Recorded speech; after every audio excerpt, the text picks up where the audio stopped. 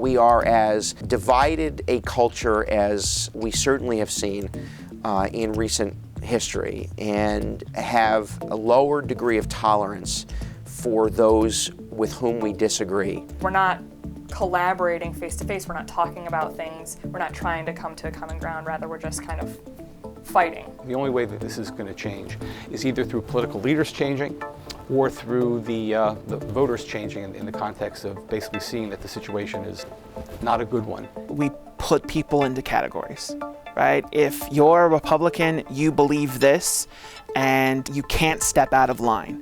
And you always have to support every aspect that is Republican. And it's the same thing on the Democrat side. Even the independents are kind of, on one side or the other. And I think the media, plays right into that. At times, amplifies it, magnifies it, and makes it worse.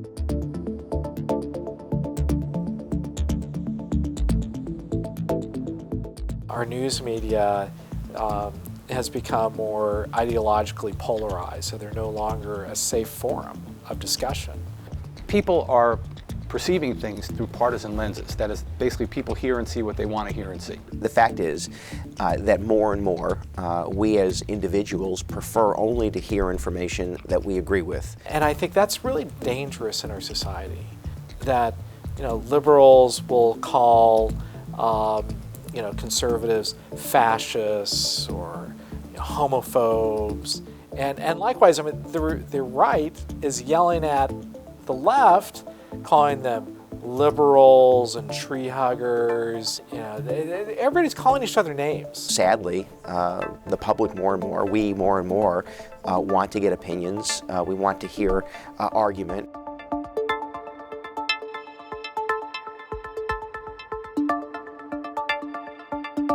There's kind of a big political divide in terms of what people believe. And I think part of that comes from the type of places that we're getting our news from and the way that we're engaging with the news. People like to be reaffirmed, and they like to be validated by watching the news. And so they pick things or pick news outlets that absolutely just validate what they have to say. I think both politics and the media at the moment have basically fed into the high level of conflict that we actually have in politics. And so I think the media does. I think they choose what stories go first and what stories they hammer in over and over, and people are influenced by that. If things continue along the lines that they're continuing, things could get much worse before they get better.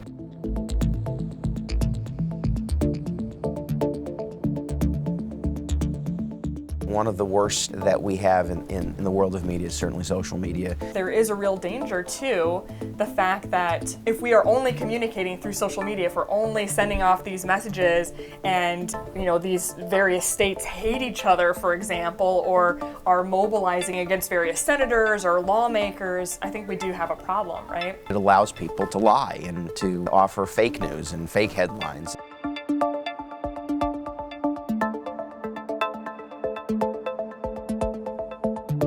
One of the ways that we are most influenced is from our parents, our primary caregivers, our teachers. The common wisdom in the context of how kids are brought up and socialized is that the parents can have a big effect, at least up until a point. I think that we get our political ideology, our political beliefs, and our religious beliefs from our parents.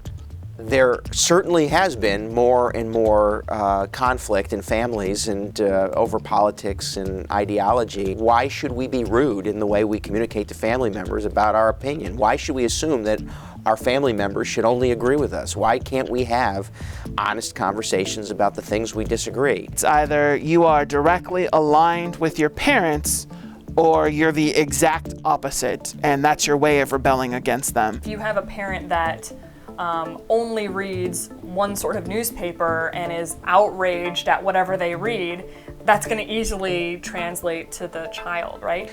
I think that we as individuals need to be a little bit more mature about how we communicate with one another, a little bit more kind about how we communicate with one another, and a little bit more willing to accept the fact that we disagree, and that's a great thing.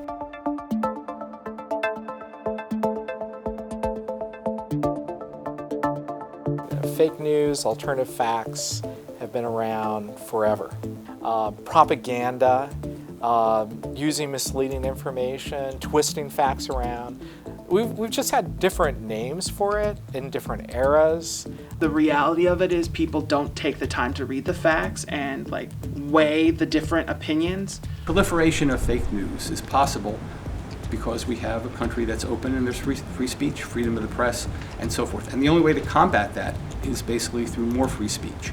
And I think the press has figured out, and I think the rest of us have figured out, the only way to deal with fake news is basically to call lies lies. But people absolutely choose the news outlet that supports what they believe in, right? Or that ascribes to that. I think it should be multiple perspectives. I think we should be getting news from multiple sources.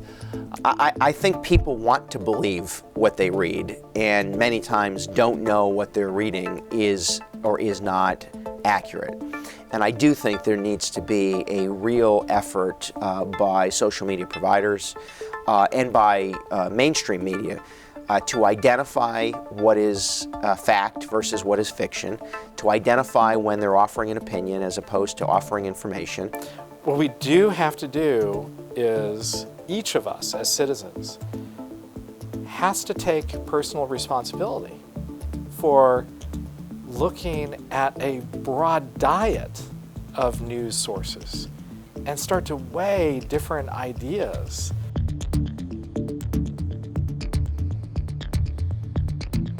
On one hand, I think, all hope is lost and we're doomed.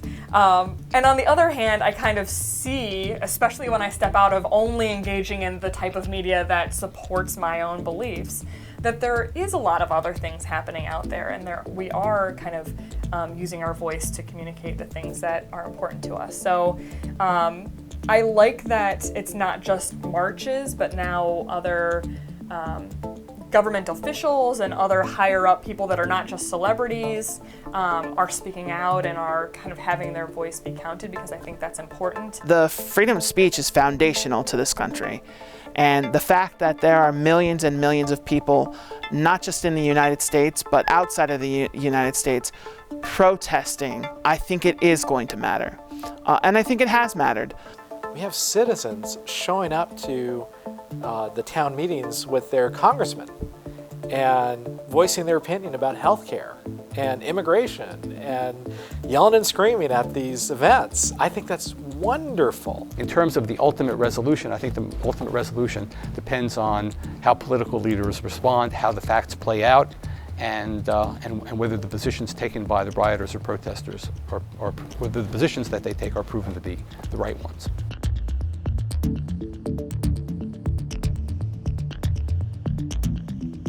I'm very interested to see what plays out in the next couple of years, and that people are starting to wake up. But if we were to kind of look back in history, there's probably many instances, even in America and other countries, where there has been a great divide, and then that's brought the country together. The bickering will always continue, and that's really the way a democracy is supposed to work. I mean, we're not supposed to all agree on everything. I believe that this country will find its way through its great divide. It may be noisy, it may be a little chaotic, but I do think that we're going to learn from our mistakes, and we're probably going to be more unified because of it.